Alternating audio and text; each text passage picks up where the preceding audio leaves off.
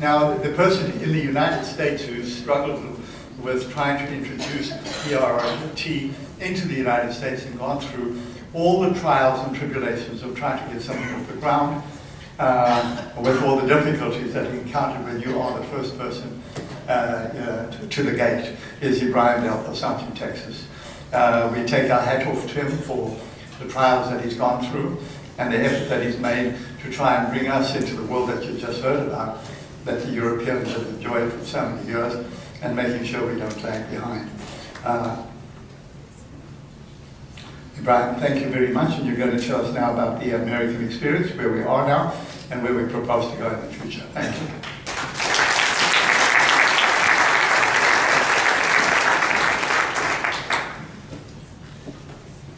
Thank you, Dr. Winnick. It's a great pleasure to be here to talk to you about PRRT, and especially more important, about our first experience of LU-177 octreotide therapy in the United States.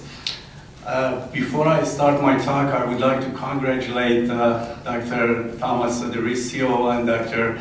Eric Liu for talking so strong and so complete about basics of nuclear medicine. I recommend to this group to provide an honorary diploma to these guys. We don't have as many internists and surgeons to know the basics of nuclear medicine this elegantly, and I really congratulate you for making my work actually easier.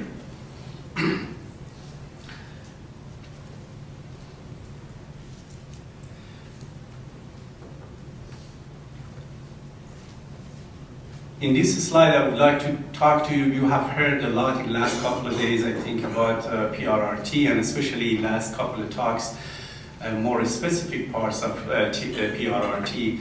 But overall, this is a very growing area and promising area in the nuclear medicine. We are in the era that we have a lot of knowledge about the principles of disease, about the pathology at the molecular level.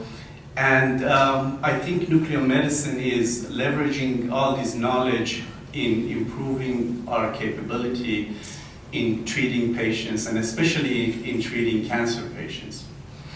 The principle of radionuclide therapy in oncology is carrying a therapeutic radionuclides to a malignant cell in order to deliver lethal radiation. It's very important. The radiation should have the effect, irreversible effect, hopefully, on the tumor cell, and deliver the dose to the radiation, to the tumor.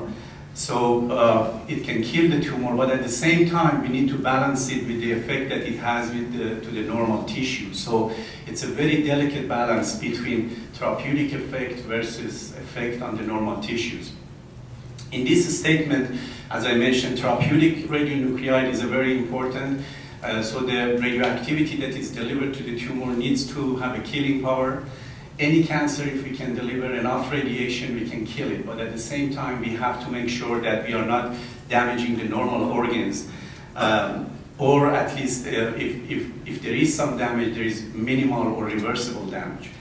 So this is the basic of therapeutic nuclear medicine. There are many agents right now that has been approved actually by FDA for different conditions such as lymphoma, for treatment of painful bone metastases, etc.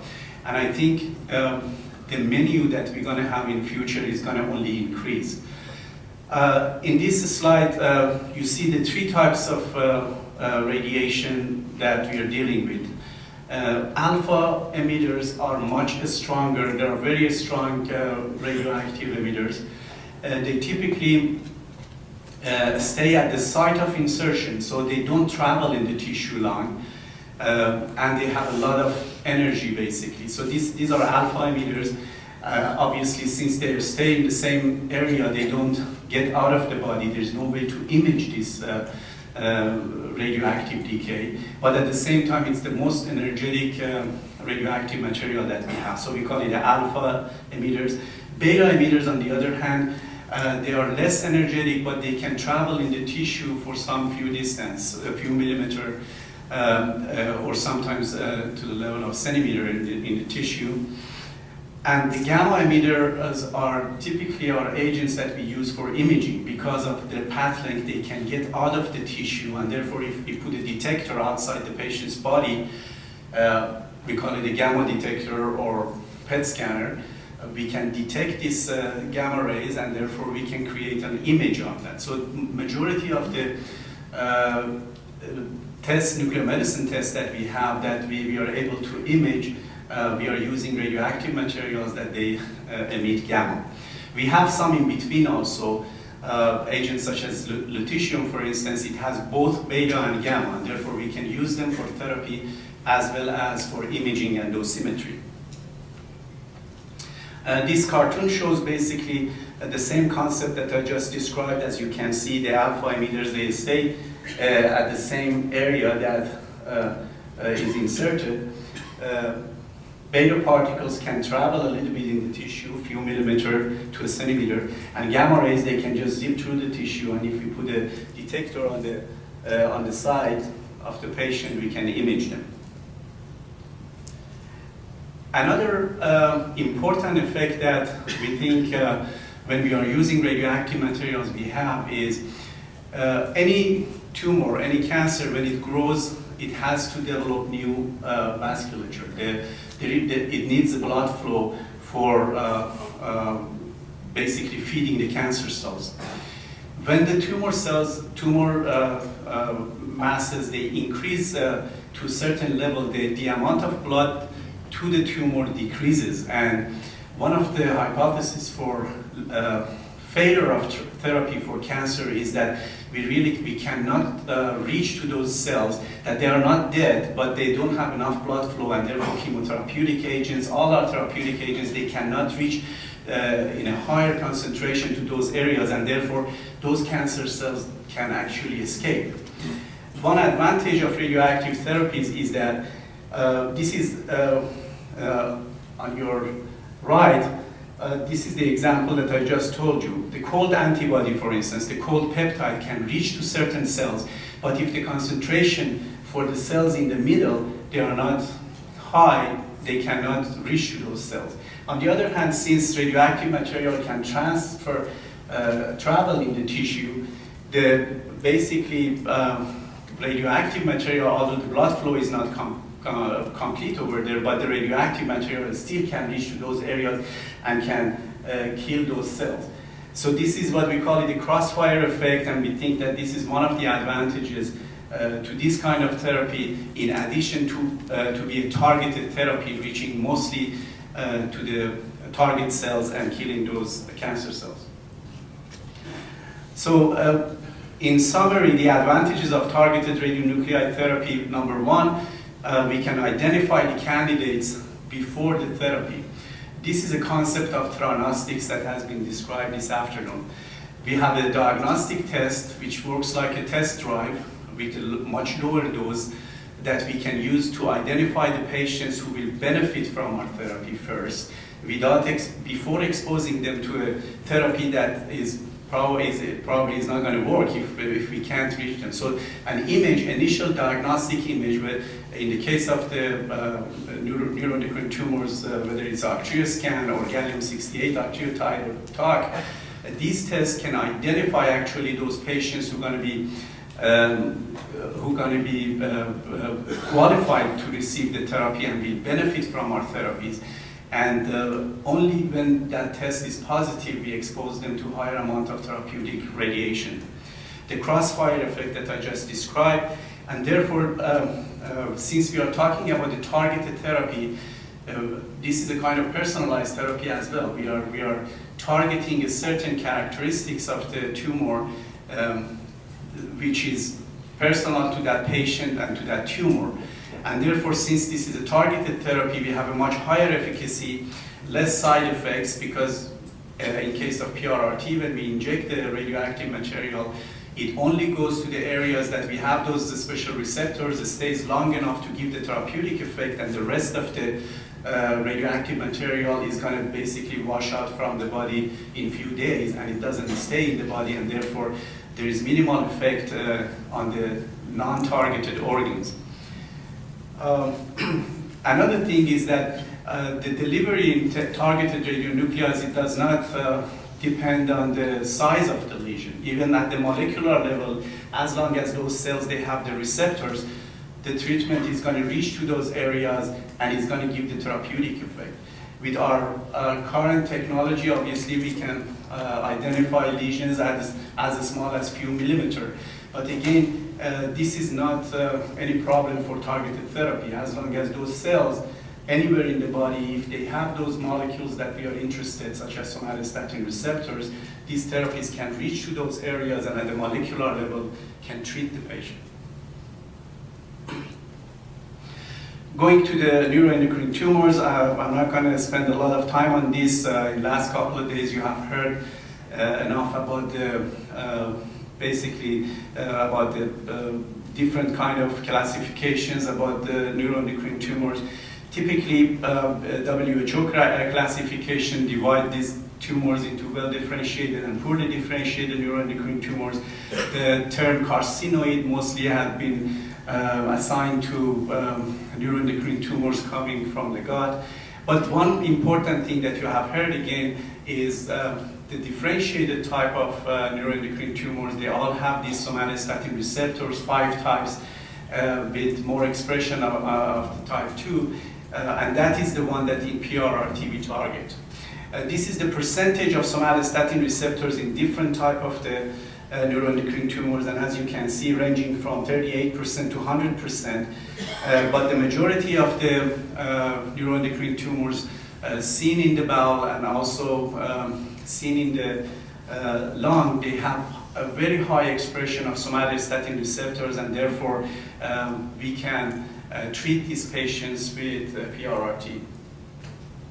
Again, as has been mentioned, we have different modalities for therapy. The first one is surgery, as has been mentioned. If a tumor is resectable, that's the best approach to remove the tumor. Sandostatin analogs have been used with a long-acting or short-acting for both controlling of the symptoms of the carcinoid, or as PROMED study has showed, it has some anti-proliferative activities. Other chemotherapy, mTOR inhibitors, interferon, you have heard again, has been used. Radiation therapy, external beam radiation therapy, mostly has been used for palliation. If a patient has a lesion, for instance, in the spine that is painful, or in the femur that is painful, external beam radiation has been used. Radio frequency ablation of the liver metastases, radioembolization, these are all topics that has been discussed. And PRRT is the topic that I'm going to go into more detail. You have seen these slides again. The native somatostatin has 14 amino acids. The analog, the synthesized one has 8. The name of Actrio comes from this because it has 8 amino acids. And it has much longer sort of half-life in the blood, and this is why we can use it as a diagnostic as well as therapeutic agent. This is an example of an Actrio scan. The patient has pancreatic neuroendocrine cancer. As you can see, the hot spot in the middle of the abdomen. Normally, octreotide, indium octreotide goes to liver, goes to spleen. Main route of excretion are kidneys, and then it ends up in the urinary bladder. We have some activity in the bowel as well. Typically, we don't have any normal activity, in the lungs. We have some blood pool activity in the heart, especially on early images, but it clears on delayed images. This is an example how this works. Radio-labeled octreotide goes and finds the receptors like a key and a lock, and then after attaching to the receptor, it internalizes, gets into the cell, and gets very close to the nucleus of the cell, which is a center for production of different proteins and basically multiplication of the cells. So this is how this works, and since it traps inside the cell, then we can use it as imaging as well as for therapy. Intensity of uptake has also been mentioned. This is used for Actrio scan. We have associated this scaling to Dr. Eric Krenning from Erasmus, who was the pioneer in bringing Actrio scan to the patients. Typically, if there is no uptake, we call it a 0. If it's weak uptake, less than liver, grade 1. If it's moderate uptake or equal to the normal liver, we call it grade 2. If it is more than liver but less than kidney, we call it grade 3. And if it is more than kidney, we call it grade 4 uptake. Why this is important? Number one, for ActioScan, we don't have any quantitative way to measure the activity. It is possible, it's very time consuming, and accuracy is questionable. So this is just a visual, sort of a subjective evaluation of the scans. The reason that it's important, it basically tells us how successful we're going to be in delivering radioactive materials to the areas of the tumor. If on diagnostic ActioScan we don't see any activity in the tumor, we tell the patient that we cannot treat you because this treatment is not going to be effective. This is very important. I mean, we don't have this for chemotherapy, for instance. When an oncologist talks to a cancer patient and said, okay, this is a chemotherapy agents that I want to give you, the main thing that he's going to go by the statistics that has been published in the literature. So says, okay, this regimen, this chemotherapy regimen has 50% or 60% efficacy. That means that 40% they are not going to basically get benefit from this therapy, but we don't know until we try that. At least here we have an indicator prior to giving the therapy to the patients to exclude some of the patients that for sure we know they're not going to get benefit from this, and that is when they are ActioScan or even gallium octreotide scan, if they are negative, our PRRT is not going to be successful, and therefore we don't expose the patient to high level of radiation. This is an example again, and you can tell in this image that we have several lesions that they have grade 2, grade 3, grade 4.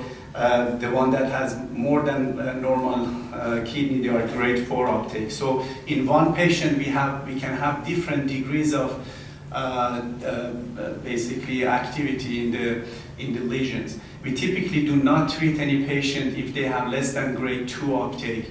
So we want at least their activity be equal to the normal liver background.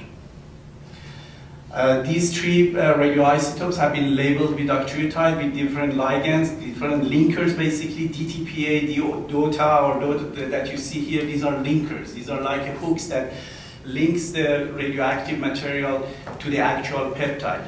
And there are some newer ones of these linkers that actually it has been shown that work better and they have a better uptake. NODA, NODAGA, there are lots of abbreviations that are used by our chemists.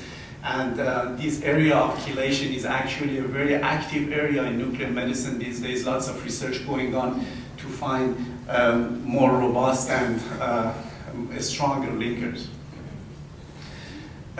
In this relatively busy slide, it's not as difficult as it looks like, but I'm comparing indium-111, Y90, and lutetium-177 in terms of their characteristics. Some of this has been discussed in prior presentations. Indium-111 is a gamma emitter, but at the same time it has Auger electron and electron conversion. These are very small particles. They can travel in the tissue for just few microns, but they are energetic. And we have used these particles actually for our treatment with high activity indium octreotide that we can offer to our patients right now. Yttrium-90, on the other hand, is a beta emitter. It has a half-life of 2.67 days, but it can travel in the tissue several millimeters, more than a centimeter actually. Lutetium-177 has both beta and gamma, as I mentioned, so we can use it for therapy as well as for dosimetry and imaging. It has a half-life of 6.6 days, but it can travel in the tissue, again, a few millimeters, probably 0.4 to a few millimeters, 2 to 3 millimeters. So these are the differences. When we are talking about the ligand is essentially the same. Although there has been literature to support that octreotide has much higher affinity for somatostatin receptor 2, but overall all of them, they work up approximately the same. The radioactive material is the main difference in terms of the effectiveness of the therapy, how big a tumor we can treat. And this is why the issue of tandem therapy now is discussed, to use different kind of radioactive materials to match with the patient tumor and size of the lesions that we are dealing with. Initial indium studies was done again at Dr. Krening's laboratory in Erasmus, then followed by some studies in the US, actually Louisiana State University under Dr. Waltering and Dr. Louis Anthony. They did one of the first indium therapies in the US with the lower dose, about 185 millicurie 3 to 4 times. Then in Europe, they moved quickly to yttrium and lutetium. And this is one of the first studies done in Basel, Switzerland, looking at 29 patients with neuroendocrine tumors, 4 doses of 180 to 22 millicurie. In this study, they showed that patients, they actually benefit. They had 68% patients with prior progressive disease, they develop a stable disease, and about 6% to partial remission. But during this first study, 5 patients, they developed kidney failure. Right there, we noticed that this cannot be continued because kidney failure is a major issue. Patients, they develop renal failure, then they have to go to dialysis and lots of other problems. So at this point, it was noted that we need to protect the kidneys when we are doing this. Why this happens is that majority of the radioactive material is excreted through the kidneys, and therefore kidney gets a high radiation dose if we don't protect it. Typically at this point, what FDA looks at is the threshold for total dose to the kidney is about 2300 rad or 23 gray. And this is a level that, based on external beam radiation data, 5% of patients, they're going to get kidney failure if we pass this threshold. Now we have some regimens that we can protect the kidneys after PRRT.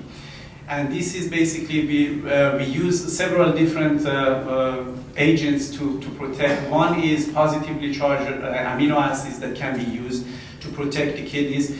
And that has been shown by adding amino acids such as lysine or arginine, we can decrease the radiation dose between 20 to 40%. At our center, we are actually working on different compounds right now, and I'm glad to inform you that we have compounds that we can actually protect the kidneys more than 50% at this point. We are in the process of filing the IND with FDA to basically hopefully bring it to the clinic and to our patients. Currently, in the clinical trial that we have, we use a combination of amino acids that is used for patients who cannot eat from mouth, and therefore they have to get parenteral nutrition, and that is Clinicel or Aminosin 15%. These are two sort of combinations of amino acids that are used to protect the kidneys. After using this protection for the kidneys, now the kidney toxicity is actually less than 1%. So this has been a significant improvement in being able to actually provide these therapies to our patients. This slide summarizes our indium therapy. At our center, we are the holder of 2 investigational new drug applications approved by FDA. One is a high-dose indium octreotide. We are using the highest dose at this point that has been given 500 millicurie every 3 months for a total of 4 doses to our patients. We obviously review all the acute or chronic adverse events with this, and also we evaluate our patients with different kind of radiological modalities to look at the response to therapy. Our first paper was published in June of 2008. We looked at the safety and efficacy of radionuclide therapy with high-dose indium in our first 32 patients. We acknowledge the contribution of Dr. Waltering and Dr. Louis Anthony in this paper because of their initial role in helping us to put together this IND in US. In our study, we showed that in more than 72% of the patients who had previously progressive disease, we were able to stabilize the disease.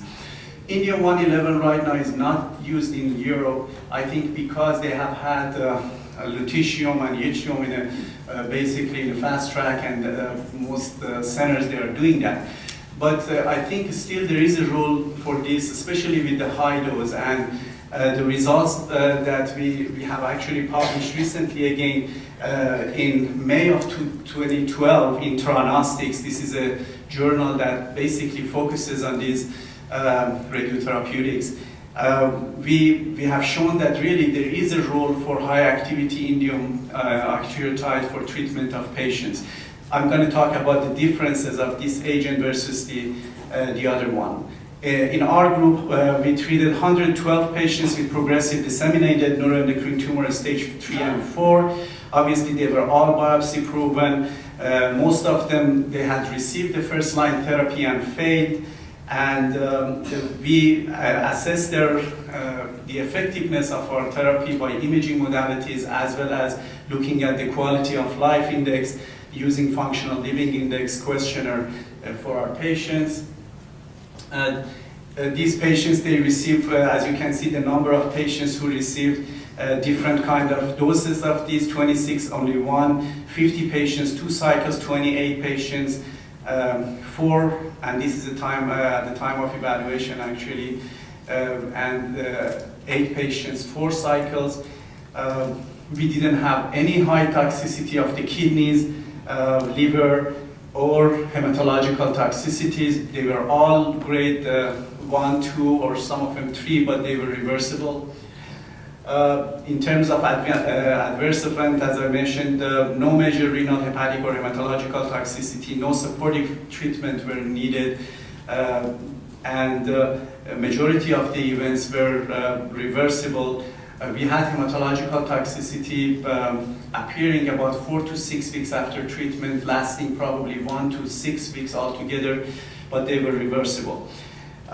In terms of liver function, even in those patients who had significant liver disease, still they were able to tolerate this therapy as long as their bilirubin was within normal range, or maybe a couple of times the upper limit of normal. In terms of effectiveness, on 80 evaluable patients, partial radiologic response was observed in 6 patients, which is 7.5%, and we had 85% stable disease, we had 7.5% progressive disease. A significant biological response defined as more than 25% reduction in pretreatment levels in at least one of the markers was seen in about 1/3 of the patients. And clinical symptom improvement, we have seen really significant improvement in clinical symptoms of our patients. Patients who have been just out of work on wheelchair because of all the symptoms, diarrhea, flushing, etc., they were not really able to perform. They were able to basically have a more normal life. They're going back to work and having controlled on their symptoms significantly. In terms of quality of life, functional living index questionnaire were given to all our patients, and there were significant improvement in social, family, emotional, and functional aspects of their life based on these questionnaires.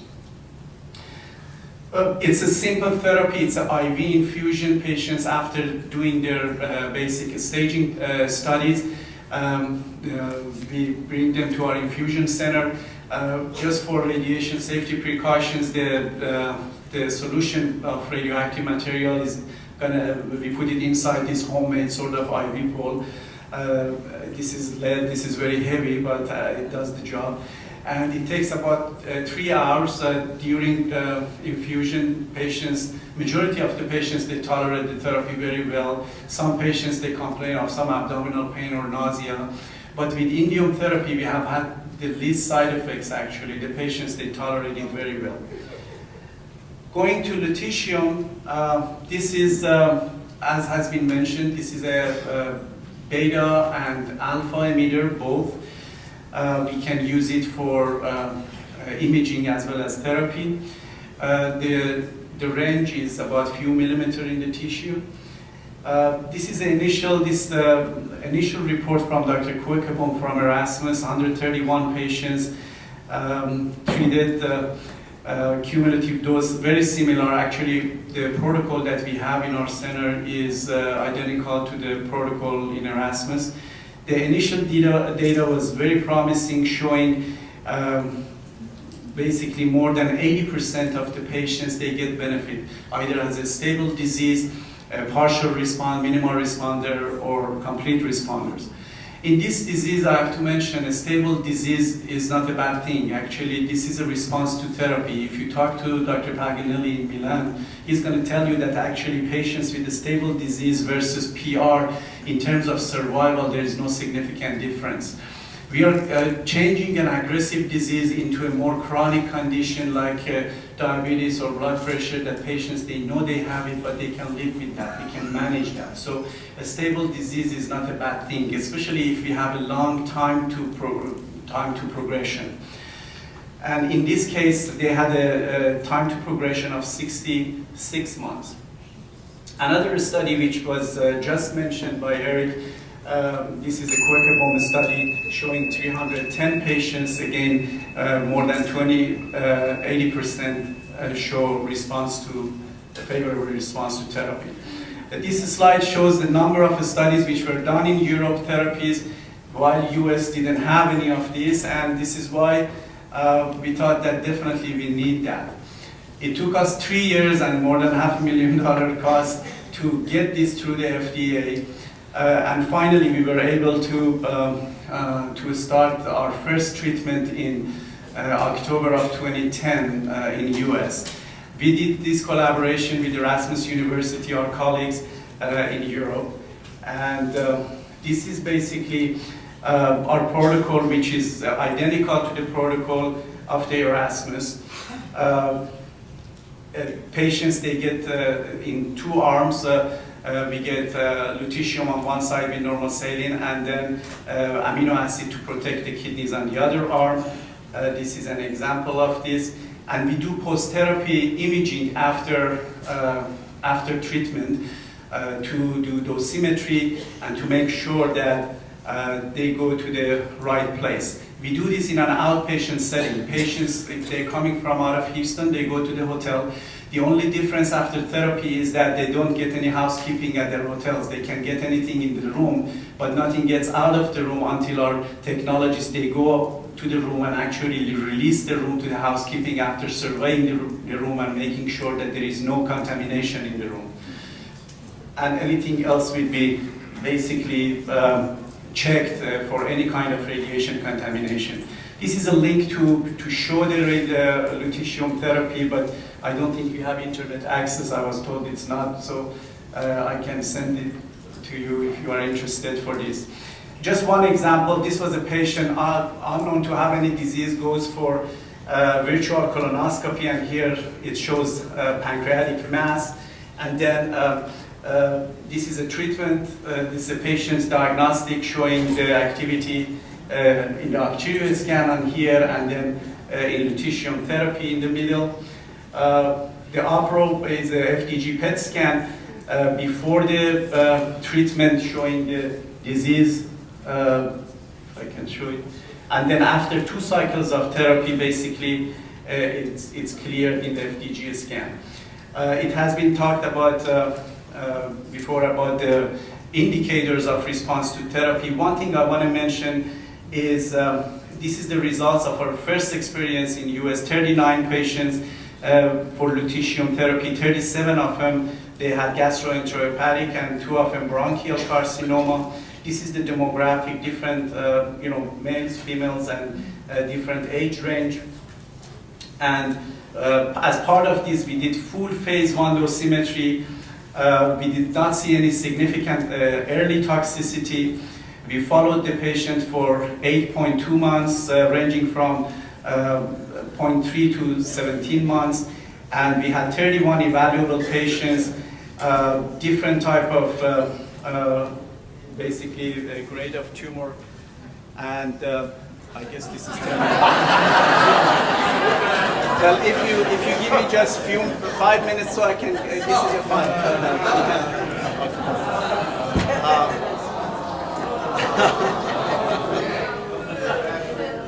Only speaker who went over. And the whole thing. But this is the final result. 36 evaluable patients. We had, the results are basically total of a stable disease, MR, minimal responder, and partial responder were 77%, very similar to the European data.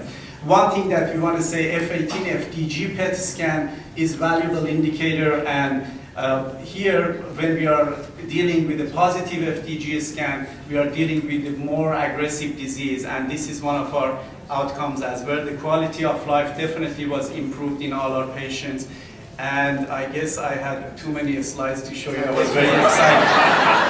Sure. One last thing is that